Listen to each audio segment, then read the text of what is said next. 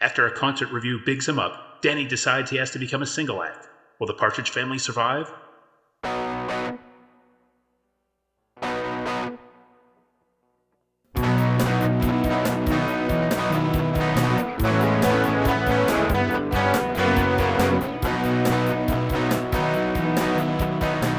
Battle of the Network shows. Join Rick Brooks and Mike Kogel as they explore the TV of the 70s and 80s through hand-picked episodes of their favorite and not-so-favorite series.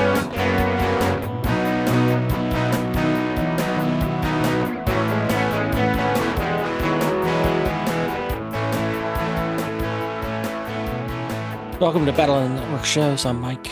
And I'm Rick. Hello, everyone. And this week, we've been hinting into that, this one all season, I think. We're going to be talking about the Partridge Family. Mm-hmm. Of course, musical family comedy from very early 1970s that briefly led to some mania in the country. Made David Cassidy the highest paid musician in the world or whatever. Wow. Yeah, well, he was popular. He was, yeah. And I didn't see this a lot as a kid.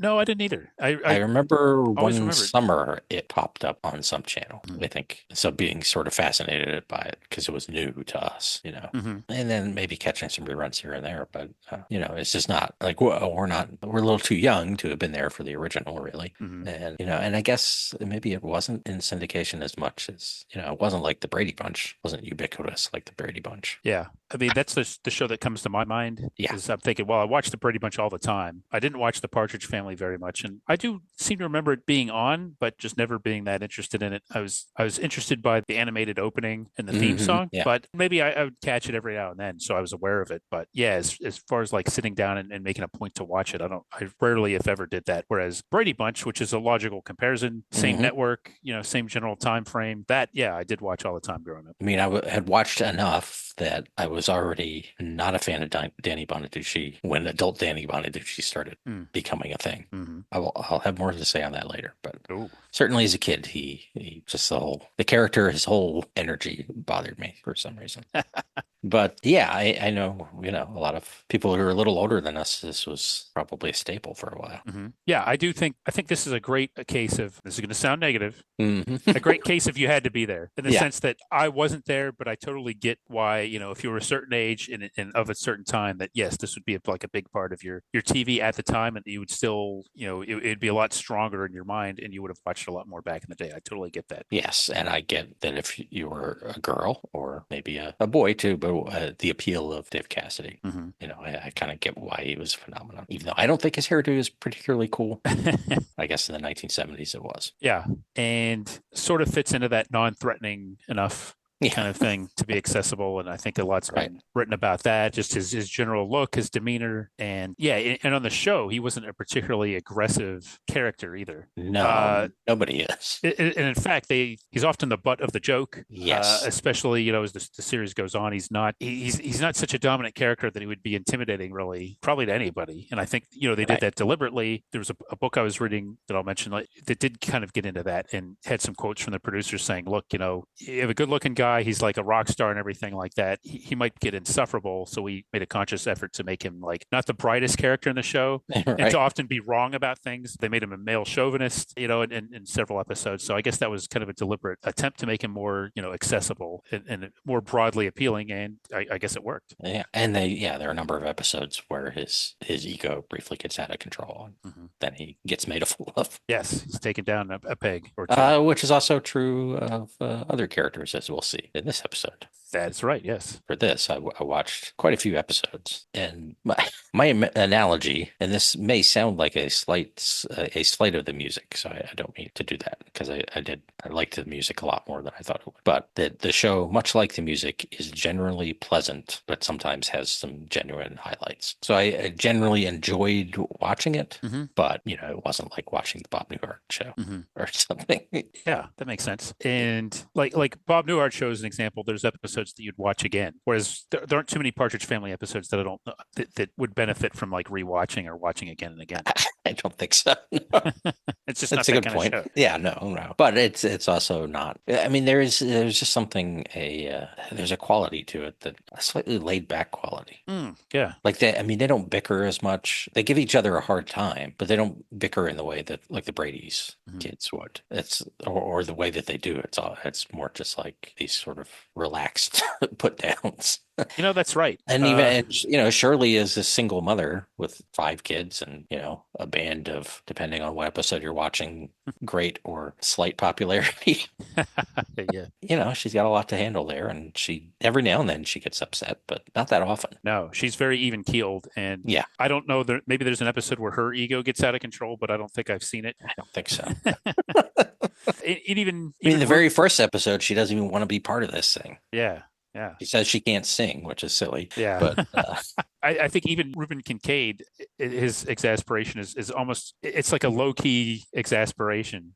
Hey, biggest exasperation. Could that be coming back this year at the Baddies? Could be. But it's never really, because it's always played with the kind of underlying, yeah, he doesn't like kids, but there's something there. He feels an affection for them, and it comes through. Yeah, I think I agree with everything you said, I think. And let's be honest, there may be 7 cast members, but only 5 of them really count. Yeah, and I'm not, the 2 youngest kids, or 3 youngest kids, I should say, since one got replaced. It's not their fault. They're little kids, and they're not really actors. And and I know I saw something where maybe Bernard Slade or someone saying, well, just didn't really do much. They referred to them as props. Yeah, and that's what they are.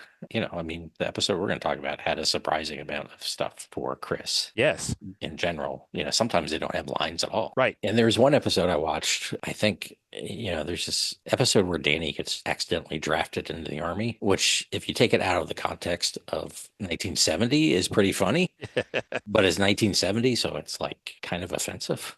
I think it would be to people who were actually getting drafted. Good point. But there's a scene it stood out to me because it was like kind of realistic, where they had recorded the instrumental track and then they were going to record some vocal overdubs. And Chris and the other kid, Tracy, yes, they're not singing, and yet they're forced to just stand there in the studio while the others sing and do nothing. Yeah. Like, can't they go in the control room? What? Yeah, this episode that we're going to talk about today, Lori was watching it with me, and she made a comment like I think the closing musical number. She said something like, "Oh, look at talking about Tracy. Look at that! What a ball of charisma she is, standing there with that cowbell, in a sarcastic way." And it's like, like you said, it's not her fault. And this book here, the Partridge Family album, written by Joey Green, who wrote the High Bob Newhart book that I talked about earlier this season. It has extensive quotes with people on the show and producers, and there's several like some of them are brutally honest. I think there's somebody just saying, well, they weren't really good performers, so we had to work around them, and it's the way it is. I don't know if this book says that, but a source told me, source close to the set, that Chris #1 had ADHD. They're just he couldn't focus on the set. Yeah, I don't know. I haven't verified that. And Chris #2 does seem more professional. Yeah, I saw in one reference. I saw a reference to Chris #1's parents being like difficult or something like that. But really, what the book kind of emphasized the fact that they just decided to move the family to Virginia, and it was one of those that was the main reason. And then the producers, they weren't exactly going to fight over it. They're like, okay, it wasn't like he was irreplaceable, in other words. And the guy, this book was written like 20 some years ago, I think, but the guy grew up to be well adjusted and everything, and seemed to have a good attitude about it, and wasn't had no hard feelings or anything like that. It was also realistic about his place in the show, as I think Chris #2 and Tracy were as well. Yes, and, they left the business, and everything, but yeah, like you said, they're inessential parts of the cast, unfortunately. Right, yeah. You could even argue that Susan Day, I assume you were counting her as one of the 5, but in many episodes, it's maybe more like 4.5, because if it's not an episode focusing on her, she doesn't have a whole lot to do either. No, I know, like the early episodes, they tried to make her like the socially conscious one. Yeah. They seemed to kind of just move away from that. And I guess she hadn't acted when they started. Right. So they weren't I saw, I saw some clip on YouTube that I'm sure was from the DVDs, behind the scenes. thing. I'm talking about, well, they weren't sure, but she was a good listener. So they knew it's the first sign of being a good actor, is being a good listener. But, I think she's pretty good in it when she gets a chance. And she always sells in the music thing, she always sells it that she's having a good time. Yeah. Involved and paying attention to what other people are doing and looking at people. But she is sort of just, she's just a nice girl. Yeah. And she went on to have, an accomplished career, was on LA Law. She was one of the only people that did not participate in that book. I think much to the author's chagrin. I think he was a little miffed at that. But I think she was one who distanced herself from the series for whatever reason. I think so. And that's kind of a shame. But I think one thing you can say is, regardless of whether the kids look like each other or whatever, they do come off convincingly as a family unit in the series. Yeah, I do believe. I mean, no one knows what their father looked like. Yes. Very, very little is known about him at all. Other than he died. Yeah. Of course, because it's 1970. All right. She couldn't be divorced. Yeah, I'm assuming he looked like Bert Convy. Yeah. Because every time Shirley dates someone, he looks like Bert Convy. Yeah. It's either Bert Convy or George Shakaris. And she had a type. She had a type, yes. Well, every time I watch a game show, it's Bert Convy or George Shakaris, strangely enough. So, I guess I have a type as well. Yeah. Me and Password and Tattletales. I actually own David Cassidy's memoir for Kindle, but I haven't read it. And I think I remember I got it real cheap years ago, but then he had some of his issues. And there's the whole thing where he was, I questioned like how truthful he was in the book. So I really haven't dug into that yet. Doesn't that have something to do with Susan Day distancing herself too? Yes, I believe so. So I'm not sure. And I'm not going to say why, because I don't want her to distance herself from our podcast. Yes, we do not want that. I mean, we still, who knows when we're going to get to LA Law, but we're right. going to want her participation for that. But yeah, I don't know. And then he did, publicity later where I don't know. It's just a complicated life, I think David Cassidy had. He had a complicated father, Jack Cassidy. Now, Shirley Jones, she doesn't seem very, very complicated. And I mean that in a good way. I don't know much about it. I know she won an Oscar and decided doing a TV show was a good idea. Yeah. I read her book a long time ago, and it was very entertaining. And I think she had very realistic view of the Partridge Family. Mm-hmm. Realized that, that it wasn't, Petty Chayefsky or whatever, but it served a purpose, and she enjoyed doing it, I think, and liked working on it, and which is good. I just like to hear these things about, I'll tell you, the one person who comes off in the book I was talking about, a lot of his quotes is very is interesting, is Dave Madden, who played Reuben Kincaid. Now, of course, growing up, I knew him as Earl from one of the contestants, one of the participants in the diner, the regular customers on Alice. Customers, yeah. Mel's Diner, yes. Unwitting participants in Mel's ongoing culinary experiments, I should say. Right, yeah. But it's funny because there'll be a lot of passages or sections where there'll be a chapter of just quick quotes from people, like, what was your favorite part of the show? How would you describe the character of so-and-so? And some of them are a little bit more expansive than others, but Dave Madden was kind of the most kind of almost cynical show business. He seemed to like it. And he spoke very well of Danny Bonaducci and how he said they got along. Their relationship was great. But he would be just, well, it was a show, we did it, it was a paycheck or something. And it also, when he's talking about the kids, what do you think about, Chris Partridge, he would be more clinical, well, they didn't really do anything with the character, so I don't have, much to say about it because they just didn't treat it as, but it's just kind of funny how matter-of-factly it's almost like that, kind of stepping back a little bit from it and just seeing the show for what it is. And I guess it's not surprising for a guy who was in show business and did as much work in as many different settings as he did. But yeah, I thought it's very interesting to read his comments. Yeah. And he was a stand-up before? Yeah, he worked, I think he did some improv comedy and did commercials for years, and of course before and after, and was in his several sitcoms, and had a very long career. Yeah, everything I saw, it was usually Danny Bonaducci talking about how they had a great relationship. And I guess Danny didn't have a great home life, maybe, and he was a good sort of, I don't know if father figure is the right word, but I think one of them is actually said something like a surrogate father in some ways. So yeah, I think that's fair to say. But the show is loosely inspired by the Cowsills, no relation, and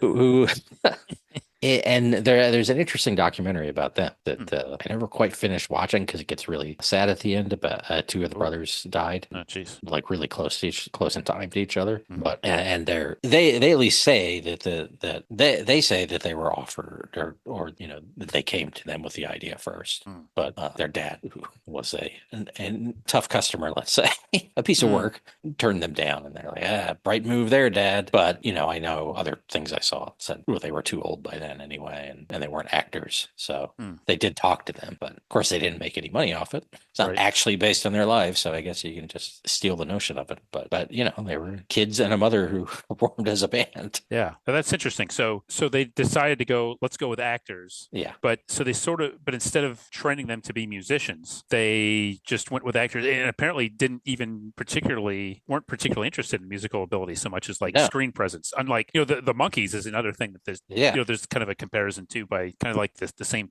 Green Gems, right? yeah, yeah. But that's kind of one thing that Lori made a comment while we were watching it that said these days it seems like they would either get musicians and train them to be actors, or they would take the actors and maybe try to build them up to some musical ability so they could tour and things like that. Yeah. In this case, they made, there were Partridge Family albums, but they really didn't seem to go that route. Exactly.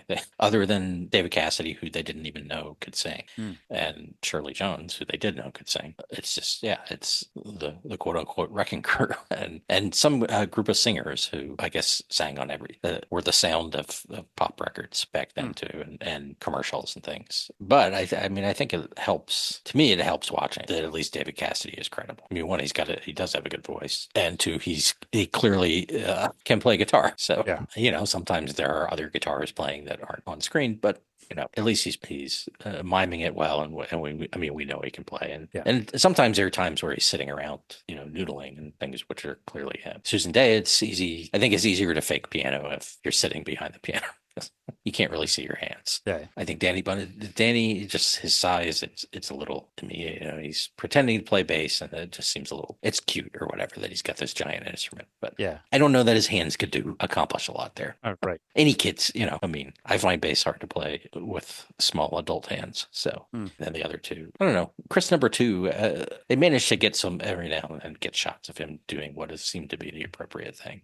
Yeah. So behind the drums. yeah, which I'm sure they could, say, okay, do this, and then just take that shot. But I still buy the interaction does work. I think and the screen presence sells it. Yes, and if you're going to have a credible musician, it's good that musician be the front man. Yeah. Right. Much like in the Brady's, you had Barry Williams as Johnny Bravo or Greg and the Silver Platters. I mean, you bought him as maybe not as much as David Cassidy. Right. Did they play instruments? They were mostly singing. Yeah, I guess they were just a singing group. Yeah, so this is really a whole nother level. They were a vocal group, and the Partridge Family is a combo. Yeah, right. Yeah, I think that's a good point about Danny. Yeah, it's almost like comic effect. I mean, not necessarily. I guess cute, like you said, is probably a better way of putting it. But it's hard to say that when talking about him. No, I kid you, Danny Bunny. We don't want you to distance yourself either. But yeah, sometimes it looks a little much. Now, Norman Kid that we see in this episode, he's incredible. Yeah, that's right. Yeah, and I didn't recognize him, but I guess he was actually a real accomplished actor and was in lots of stuff. And okay.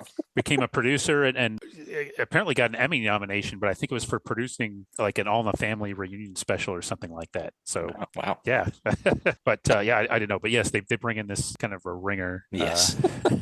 Actual musician apparently, and yeah, he is credible. But since we're talking about the music was produced by Wes Farrell, who has some pretty interesting credits. Co-wrote the song "Boys" that the Beatles covered, and "Hang on Sloopy," and I think he worked with the Animals. Nice. Or Eric Burden and the Animals, if you want to go that way.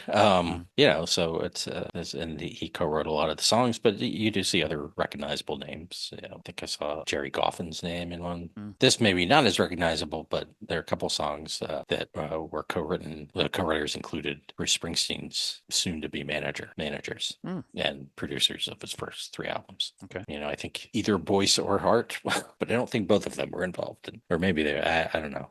Every episode I watched, I checked the song credits just to see what was going on there. And there's a lot of music. I mean, There usually is, yeah. one or two songs at least per episode, and they didn't always reuse them. I mean, it seems like they spread it out pretty well, and they released a group multiple albums. Yeah. So yeah, they were producing a lot of Partridge Family music during the time. Yeah, yeah. And it's, to me, it doesn't quite sound like 1970s, but at least that's what I was thinking. But, I guess it fits in with like the Carpenters or something, Yeah, that kind of pop. But there is a little bit of a like, the lighter side of the 60s feel to it, too. Like Mamas and the Papas kind of. yeah. For some reason, a lot of sort of harpsichordy kind of keyboard sound like in the theme song. I find myself drawn more to that kind of music rather than when they're trying to be like rocking. There's one rockin' song I like. It's like Heartbeat or something. Mm, Shows up in multiple episodes. yeah. But yeah, I think in general I like the more airy sound of theirs, which I agree with you does sound more like mid to late 60s like pop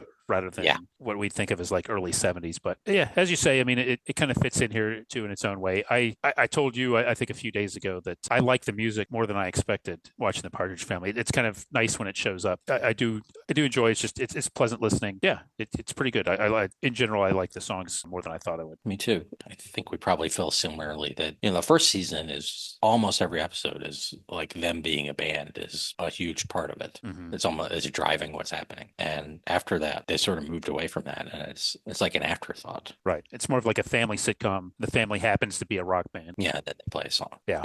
And I was more interested in the music part. So Mm-hmm. I found that a little disappointing, especially, because a lot of the ideas of those family sitcom ideas were kind of typical. Yeah.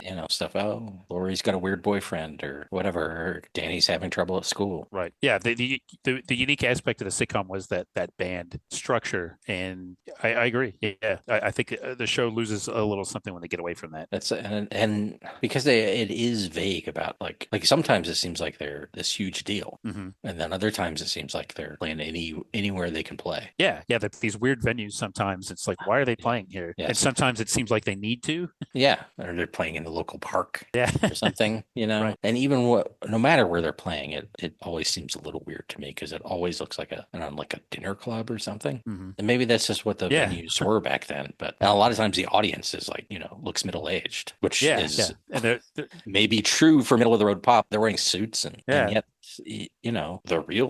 in real life, it was tweens or whoever was into David Cassidy. yeah. And it's I like, mean, like a lot maybe of there were some middle-aged moms who were, I'm Right. sure, but Sure. And like a lot of the stuff we're talking about, it's natural for us to comment on this and for it to stand up. But I guess if you were a kid watching, you wouldn't care about any of this stuff, like how credible they are. Oh, yeah, who cares? They're on TV and they're a band, or Yeah. they're playing here. They're doing songs. They're on a stage, So that's funny. I hadn't really made that connection about how they always seem to be playing before more adult, not even like just general audiences, but often. I mean, even the episodes where they go to like an amusement park or something like that, or they're playing in unconventional venues, they make it seem like they're not a kid focused act. right. Even though all of them are kids except for Shirley. Yeah. There's one episode where they go to like on a European tour, and Shirley, I forgot the guy's name again, but that Gino 40? Yes, Oh, plays like the booker of okay. this, I have not seen this one. and he thinks the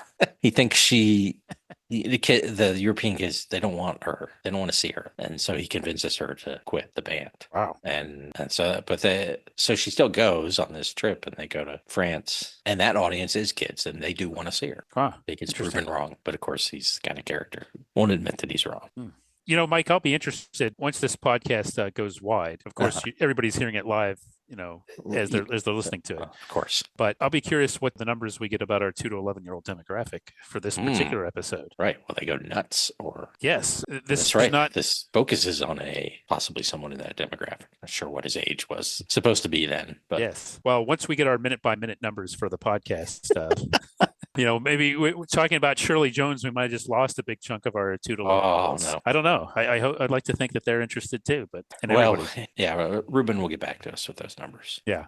He's got somebody crunching them as we speak. Yes. But yeah, I wish it had stayed more about music. Mm-hmm. Can't change a series in aired 50 years ago. Right. And there's interesting dynamics sometimes when they sort of like get into the periphery of like things in the business. Like some of the episodes we talk like songwriting or actually recording in the studio, or kind of the logistics of how Ruben Kincaid books them and everything like that. Like Yeah. or deals with the record labels. Those are kind of interesting things that they understandably, I guess, they only like scratch the surface of. Right. And even the logistics of Ruben. Yeah. Like at first, like in the episode we're going to talk about, he lives in LA Yeah. and they live like in Northern California somewhere.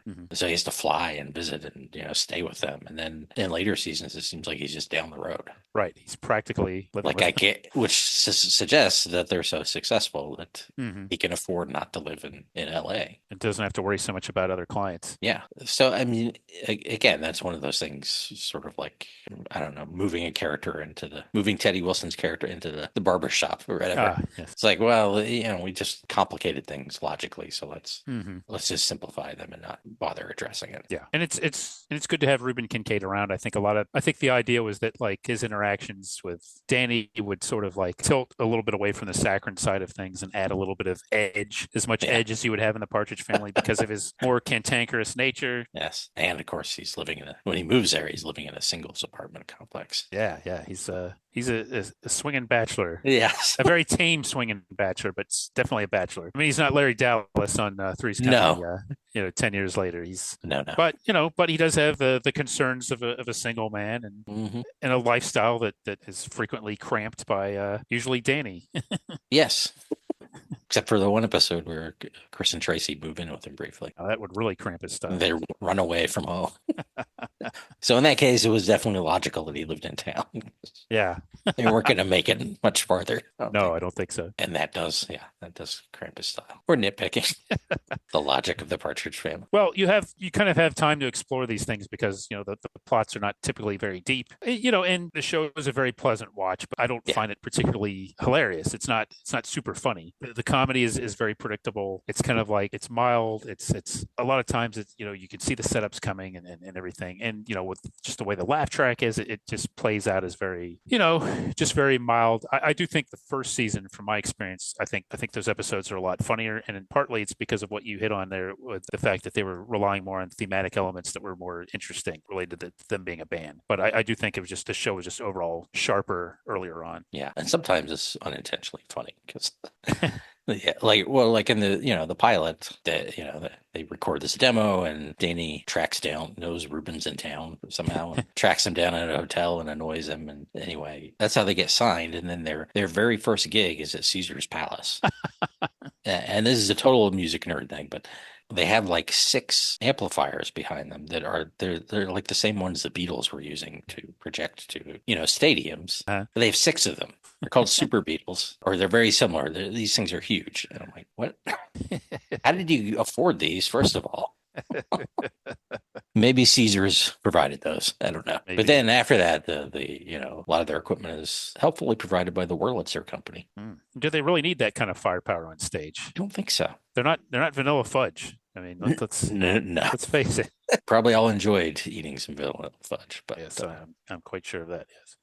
Yeah. And the first season, they all have, I think all the ones I saw have a little bit of voiceover from Shirley. Yeah. I think she's like telling the story of how they got into this crazy life.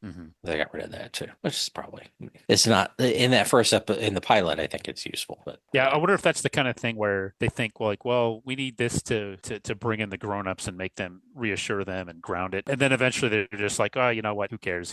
We don't need it. It just seems like something like some executive decided they needed. So Bernard Slade, he is also the man behind the Flying Nun. Is that correct? Yeah, was it Flying Nun or Gidget? Yeah, one of those. Maybe both.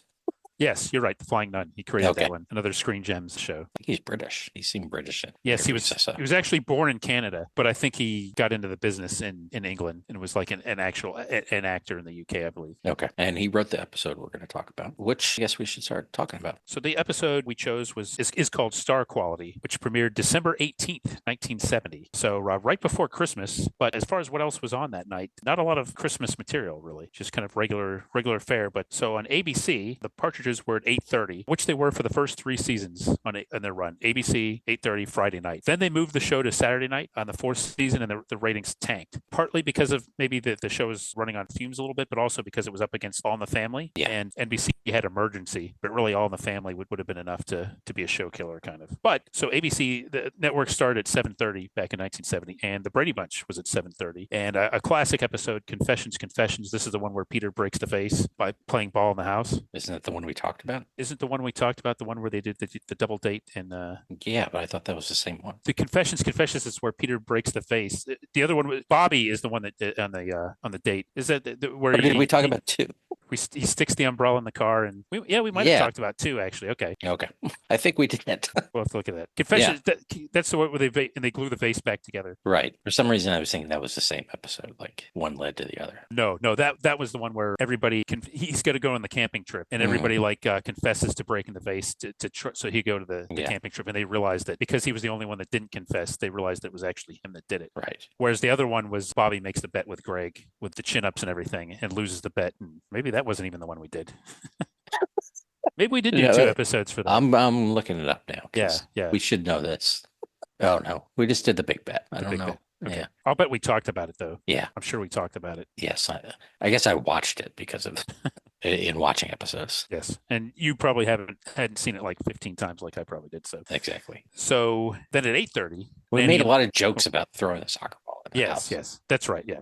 So then at 8:30, it was Nanny and the Professor. Mm-hmm. Fran Drescher and the Professor from Gilligan's Island. Yes, Russell Johnson.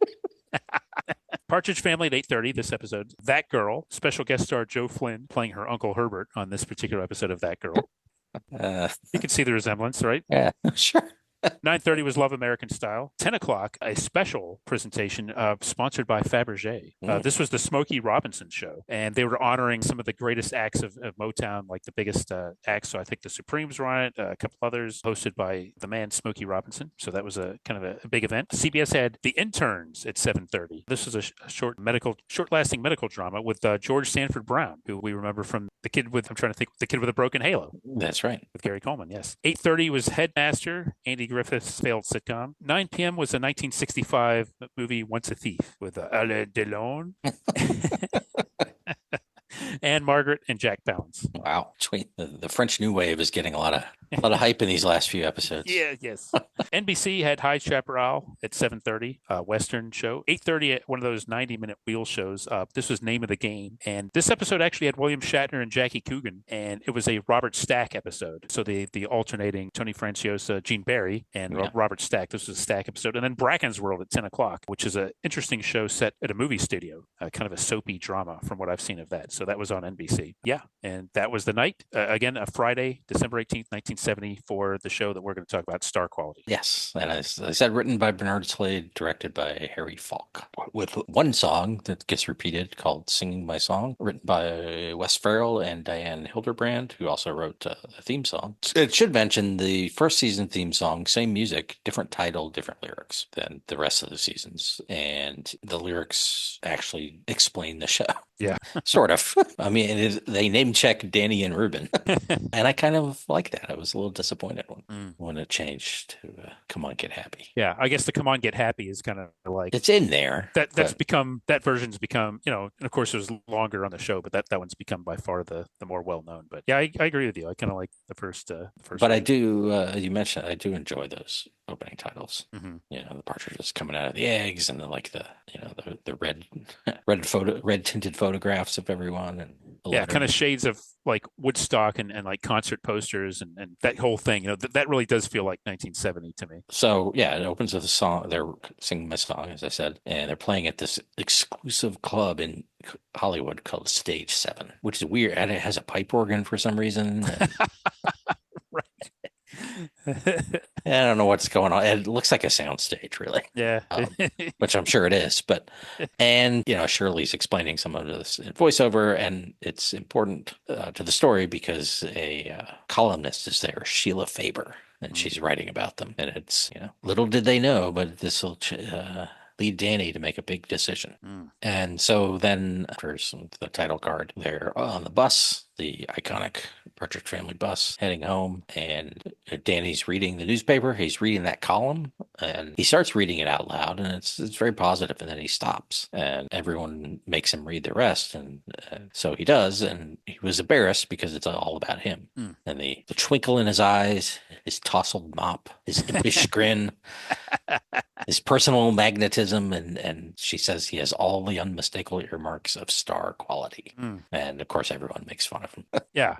This scene here in the bus is Yeah. a great example of this. And I'm going to give Lori full credit for this. She mentioned this, and I was like, yeah, you're right. She said that Danny really talks like a Peanuts character. Oh, I was going to say that too. Yeah. Okay. That was, I should go ahead and I'm not to take away her credit, but yeah. Yes, I had the same thought, especially in the early seasons. Yes, I think so. He has that same kind of delivery, and because he's supposed to be brighter than his years, or more erudite than his years, maybe that adds to it too. Like I believe he says mustn't. Yes. And the other thing I'll say about him is, again, I said, he annoyed me when I was young. He did, but I got to give him credit. He's really pretty good. Yeah, he's good, and he's interesting to watch. But yeah, Yes. there was like in this particular scene on the bus, there were like two. I don't remember what there were two specific line deliveries that really sounded like they could be right out of a Peanuts special. It was just like uncanny. Right. And then once I started thinking about it, I couldn't stop. I think it's like as you say. I think in the later seasons that goes away, and as he ages, of course. Yeah, but especially in the first season, I think that's true. Yeah, it's just that sort of matter of fact way of saying things. Yeah. But then the next scene, it's bedtime, so he shares a room with Chris, and he's reading, and Chris is obsessing about baseball because that's what he does. If he's not playing drums, he's got a baseball glove in his hand. And he mentioned something about the Dodgers. I forget exactly. He wants his mom to take him to the Dodger game or something. Okay. Yeah. That's a long way from where they live. Yeah. And I'm not sure if, considering it's like they've got to fly. And I think he wants to go like the next day or something like that because they're in bed at night. Yeah. Huh. And maybe they're playing the Giants or something. Well, it doesn't hurt to ask, I guess. Yeah. Yeah, they could be playing. Yeah, there you go. So Danny wants to read one more chapter, but Shirley's tells him no. She's bushed and she wants to go to bed, so he's got to go to bed. And she takes the book from him to put it away, and it's Dr. Spock's baby book. It's a little weird, and he's like, well, it was convenient or something. And then when she goes out into the hall, closes the door, she looks, and there's the cutout, the clip of the column tucked in the book. And she just sort of laughs and shakes her head. Here's Danny doing something weird again. Now, what if he had been reading "I Am Not Spock" by Leonard Nimoy? Do you think she would have even she probably would have thought anything of it? That'd be perfectly normal for him to be reading that. Yes, that's what a 11-year-old should be reading. And then he has a dream, and this is not that the draft episode I mentioned. He has some wild dream sequences too. But it starts with someone holding a newspaper and the headline "Partridge goes single." That cracks me up. That they keep using that phrase, like a single act. Yes. Single. Yeah, I'm going single. And then it cuts to Dick Clark reporting from their house, which is this stylized version of their house. It's white and just has a few bits of furniture and stuff. And, asking, the whole family's there, and he's asking, well, why is Danny making this decision to leave the family? And he wants to secure them financially, and he's the only one that can do it. He wants his whole family to be happy. And they're all happy about it too. Keith and Shirley express their delight in this, and yet seem sarcastic. Yeah. Even in his dream. And then he is performing for an audience who's paid $1,500 a seat to see him. Ooh. But all the money's going to go to the family. So the curtains open, and the whole the stage is lit in red, and there's a street lamp, and Danny's approaching it. He's got a suit on and a fedora and trench coat slung over his shoulder, as Frank Sinatra would have done. Yeah, or almost like Gene Kelly, not to be confused with Gene Barry from Name of the Game. Correct. And he comes up and he's like, for my first number, I'd like to grin at you. The impish grin. Yes, the impish grin. And then that changes to a Dodgers. It's Chris Partridge Day at the Dodgers. And he comes up to a microphone. Chris is in a Dodgers uniform, and he wants to thank Danny, who started him on his baseball career by buying the Dodgers for him for his birthday. And then Shirley wakes Danny up. They have several players dressed as Dodgers in the background wearing official uniforms, but I don't think those are real players, unfortunately. Okay. I tried to see if I could, but I don't think they were. But it's cool. And boy, they're really making an effort to give Chris stuff to do in this episode. They are, yeah. I mean, and the episode right after this is a Tracy focused episode to some extent. Yeah, we did say this is what the 10th episode, maybe the 8th, something like that. Yeah, pretty early in the show's run. Yeah, yeah. One after that involves them discovering a folk singer who's become reclusive and trying to get him to come back, and she helps him overcome his stage fright. Wow. Okay. Played by that guy's name I'm always forgetting. He played Retired Man. Oh, William Shallard. William Shallard, yeah. I love that you mentioned Retired Man. I know. And right away, of course, I'm like, oh, William Shallard. Yeah, I was gonna go with Retired Man with Patty Duke's dad, but yes, had to go to one that fit our show. Anyway, Shirley wakes up Danny. It's a little weird. Like, I feel like this should have happened before the dream, because she talks about she's been balancing the budget, and then he's worried about money. Yeah, yeah. But regardless, she was up balancing the budget because they have high overhead out on the road. He says we've been making a fortune, but and then he immediately calls Ruben and wakes him up. And Dave Madden, he's good at playing that, like flustered waking up. Just kind of like tossing the sheets around and stuff. Nobody in the business does a flustered wake up like Dave Madden. Yeah. The word got out quickly, and he was doing it on everything. Yeah. Love American Style. I'll bet he did. I bet he did. And he's got a sleep mask, of course. Yeah, yeah. But Danny has something important to tell him, and he thinks he should fly up the next morning. Yeah, I mean that's pretty flimsy, but boy, credit to Ruben for that's devotion to be able to do that without knowing really what it was, because he was gonna. What does Danny say? He wants him to be the first one to hear of it, so he can't just tell him over the phone. No, it's too important. He's got to tell him in person. And I think they know each other well enough that Ruben's like, well, it might not be important, but I'm going to have to deal with this. Right. That's a good point. It's not going to go away. Yeah. So he arrives the next day by taxi, and Danny's waiting for him in the bushes, and he wants to tell him in private. So he makes him go up into the treehouse, which is pretty funny because he almost falls out a couple of times. Yeah, this is my favorite scene in the whole show. I think it really, I think it shows the best of them because the interaction between those two is really good. Yeah, there's a brief moment, where he hands him a piece of paper, the article, which I don't know if you were going to mention that because I actually like that. Yeah. No, I wasn't going to because I forgot to write that down. Okay, well, what I was going to say is so Danny's explaining to Ruben, that he's got, he's going to go out on his own because he's got like and he actually mentions, I think, that he's got star quality and everything. And Ruben says, do you have that in writing, And actually he does. And he hands him the article, which I thought in itself was funny. But when Ruben reaches for it, he almost like falls and loses balance. He does like a little thing here. And so that was really funny. And just like Ruben's way of handling that and reacting to it is again, kind of showing like, okay, he knows how he has to play this right in the moment. So it's funny. It's credible. It reveals stuff about the characters. And it's got like that little bit of physical comedy I like where he almost falls out and like he recovers quickly, but he gets this like look in his face like, oh, and just the fact that they're up in a tree house, up a tree to begin with is silly. And then he says, how could they ever replace you? Yeah. Which gets the wrong reaction, it gives Danny another harebrained idea. So then the next scene, I think, is the next day, and it's breakfast, and Lori's casually, why is Ruben here? And Shirley's not even sure. Like, something to do with. He said he needed to be here, and the other kids are there. Keith comes in, and he didn't sleep well because Ruben was snoring. Ruben comes in, and he explains that he was snoring because the dog was sleeping on his chest. There's another cast member who went away. Yeah, the dog.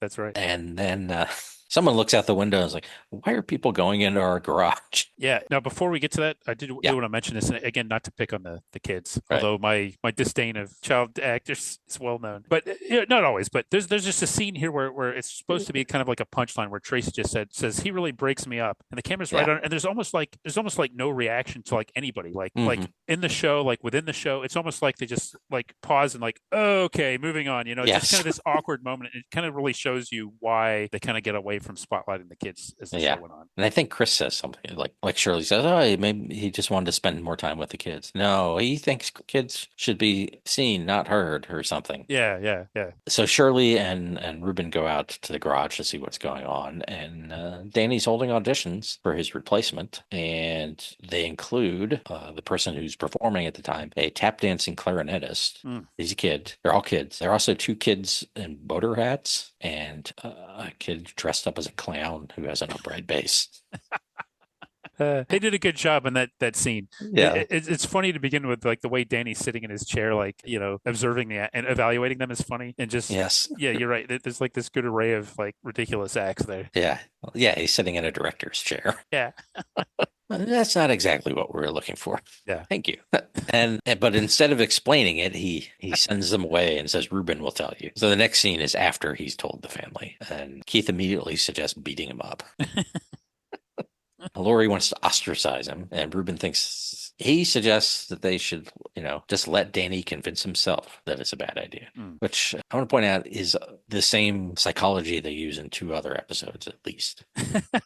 There's one where he thinks, I'm trying to remember, there's one to Charlotte Ray, and she's the guidance counselor and suggests some sort of thing like this. Okay. Like he wants to be an adult, so treat him like an adult and see how long he enjoys that. And then there's another one where he wants to drop out of school because he's too smart. And a different guidance counselor suggests letting that happen for a few days. And it's the same thing. Like Shirley's, well, okay, and the other kids are like, "Is this a good idea, Mom? Or are we creating a monster?" And then he always figures it out in the end. Yeah. Well, Ruben is sure of himself in this one. He's sure that he knows how to handle this, and turns out He's been down this road before. That's right. He's a pro. Yeah. So they decide to act like it's fine, and there's and he's sort of like, oh, well. Already Danny's like concerned. They don't seem to care very much. And, they're very nonchalant. And then there's a fun little moment where he walks into the kitchen by himself with a copy of Variety and a glass of milk. Yeah, that might be as good a defining of Danny as a character as anything else. You're right. He's got one eye on the adult world, but he's still a kid. But he hears them rehearsing outside, and it's like they're not singing, but it's the same song we heard before. And then they go in and they see this kid Norman that we talked about. So he's playing guitar, and Keith is playing bass, and he really praises Norman. He thinks his guitar playing is so good that it'll open up new arrangements for Keith. I'm not sure what that was about, but I like that. I like to think that Keith added that himself because he just couldn't resist getting a dig in at Danny's musicianship. And they explain he can sing too, and it gives him a whole new sound. So then Danny's sitting on the steps of the bus, kind of pouting, and Ruben walks by and he stops to talk to him and says, the group's going to be playing at stage 7 again. And Ruben thinks that's where Danny should break in his new single act. So that's where we go to. We're in the dressing room with the family, and Danny comes in and they go like, well, no, you should be in the star dressing room. So he goes down there and he's by himself. I had a little glum. He's got his little Partridge Family outfit on. And Shirley comes in and has, she has a nice heart to heart with him and explains to him that, well, first he brings up the money thing again. Oh, you guys need the money. I got to do it for you. And she's like, but we don't. You're wrong about that. And then she's like, I think you really just want to, you don't care about the money. It's a little odd because it's Danny, but that you really want to be a star. And you should just admit that. And then she goes back to tell Keith and Lori, and he can't go on. His act is terrible. And I think Keith says something, oh, yeah, the poor little guy. Yeah. And he comes out all by himself. We don't know what he's going to do, but he's nervous. And people will start, murmuring and all of that. And then he introduces the family. And the curtains open and they hand him his bass and tell him they can't do it without him. And they play the song. And, Norman's off stage, also in a Partridge Family outfit, just rooting him on. He's cool. A good sport. He is a good sport. And he probably knew it was. I think Ruben informed him of the whole deal. Yeah, he was in on it. He had recorded some records for the label or whatever before. So then there's just one scene left, a little tag, and they're backstage. They say goodbye to Norman, and then Sheila Faber comes in and apologizes that she got there late, but Danny invited her, and then she says something to Danny, but she addresses Chris because she thought Chris was Danny. Immediately it goes to Chris's head. He's like, I have to go talk to Ruben about something. Yeah.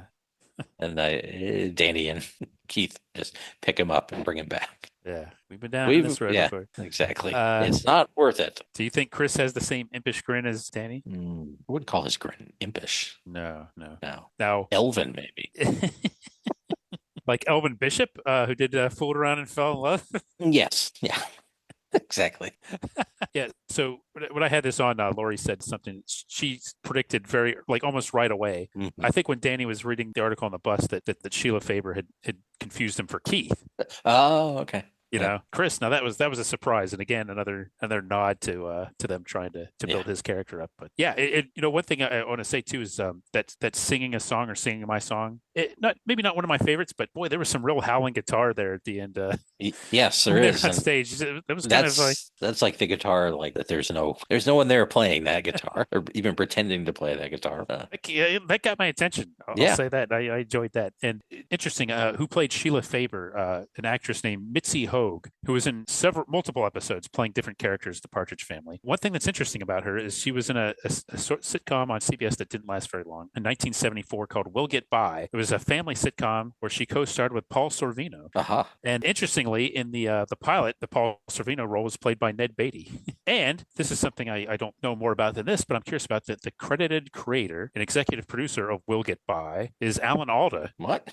Yeah, exactly. That's what I said. So in 1974, Alan Alda, decided to spread his wings and create some kind of like family sitcom for Huh. CBS, and they indulged him, I guess. Yeah. I wonder if he had a deal with them or Fox or something. That's I don't weird. know. Maybe he's written about it in one of his memoirs. I don't know. So I was looking about in the opening credits for the pilot or on YouTube. I saw that nothing about the actual show, but they looked very Norman Lear. They look very Norman Lear / All in the Family. The credits do for what that's Okay. worth. But yeah, I don't know anything more. It only lasted 13 episodes, but I thought that was interesting to point out that's Huh. that this actress, that was her main starring role, but she played like a lot of character parts, and yes, was in like several more episodes of Partridge Family. And you said Norman went on to do bigger and better things. Yes, I believe Jean-Michel Michaud Oh, yeah. was his name.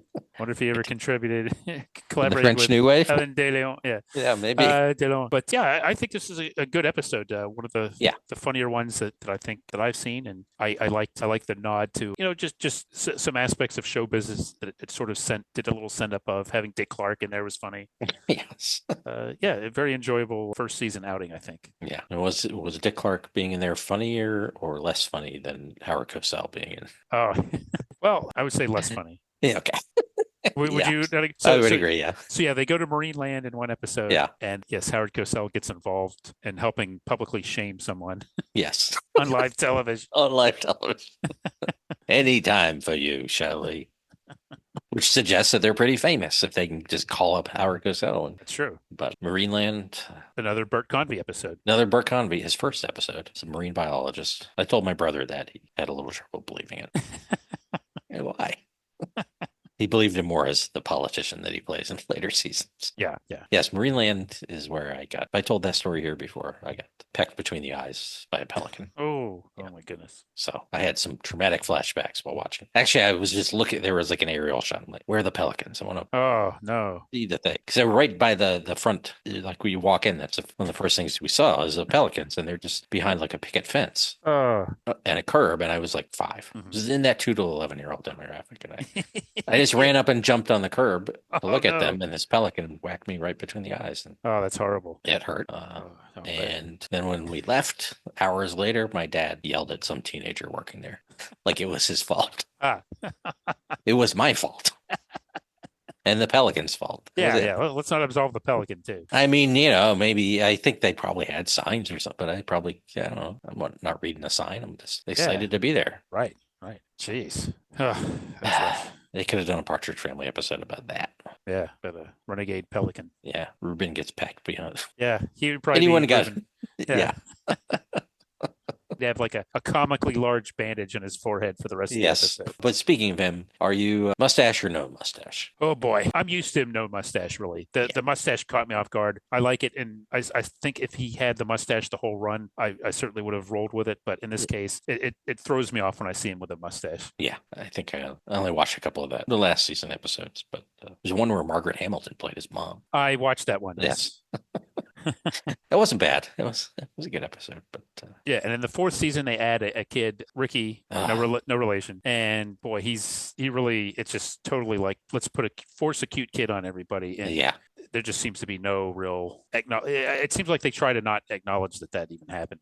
Yeah, because the and a whole lot thing of the was episodes they like just tack it on at the end, like, yeah. oh, here we are hanging out with whoever the guest star was, and here's this our neighbor kid who's going to sing a song. And he would say precocious things. Yes, and sing these songs that the actor's dad wrote, I guess. Ugh. Yeah, and in the episode that introduces him is promising because Nita Talbot plays his mom and is kind of flinty with Shirley. Yeah, like she doesn't like these show people. Yeah. And he has a sister Keith's age, I think, and and then they never show up again. It's just him. Yeah, that's weird. And I do think this is unfair to an extent, but I think in the fourth season, by that time, Danny Bonaducci is aged, and it's just like the character is just not as funny anymore. Like there was a sweet spot there to be playing the character just the way he does, and at some point, and then the show is destined probably to have a short run. But like his character aging hurt the show in a way that like none of the other characters were affected. Just a natural part of being his age, unfortunately. But right, like but Keith and Laurie becoming college age isn't a big deal because the actors are already college age. Yeah. So I think the fourth season is very difficult much of the fourth season is difficult to watch for some of those reasons. It just it wasn't the same show. Yeah. I don't love the mustache. That was my point. Yeah. It's a little weird. He's just not a mustache guy, I don't think. No, I don't think so. I don't think so. Well, I think that's all I have on the Partridge Family. Yeah, it has some enjoyable episodes. I think, especially in the first season, there's some funny ones. There's some good stuff scattered throughout the second and third episodes. And like you said, I think you described it very well. It's pleasant. It's a pleasant enough watch. It's not something I want to see a bunch of episodes. I don't want to binge watch the Partridge Family. No, I mean I kind of did, but yeah, and you got a little, you got a little worn out from it. I think I did. I tell you, it ended up because of our recording schedule taking like quite a break from it. Yeah. Which was good. But I was glad to watch it here, and I really hadn't been exposed much to the show, so I was glad to dive in and kind of I think I have a pretty good sense of what it was about. Some of its strengths and weaknesses, but again, I understand why people liked it. And David Cassidy was a legit TV star, and Shirley Jones is she's great too. Bonaducci and Kincaid are very funny together often. So the show does have its charms for sure. Yeah, and like any show from then, some fun guest stars, or just hey, it's Mark Hamill or whatever. Yeah, okay. Well, that's the Partridge Family, and let us know your feelings. Do you prefer prefer the first season theme song or the second season theme song? And mustache or no mustache? Mustache or no? These are the important things. That's right. Yeah. Let's settle this once and for all. Let's get this sorted. Puka shells or no puka shells for Keith? Okay. And you can let us know to our Facebook group or mailbag at battleofthenetworkshows.com or sing us a song. That'll work too. This episode brought to you by Happy. Come on, get it. This episode also brought to you by Stage 7, Hollywood's most exclusive middle-of-the-road music club for more than 50 years. This episode also brought to you by Impish Grins.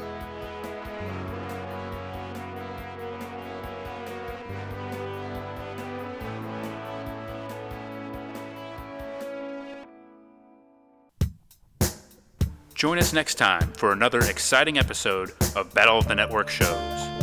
Learn more, leave feedback, and suggest future episodes at battleofthenetworkshows.com. Follow us on Twitter at BatNetShows and like our Facebook page, facebook.com/Battle of the Network Shows.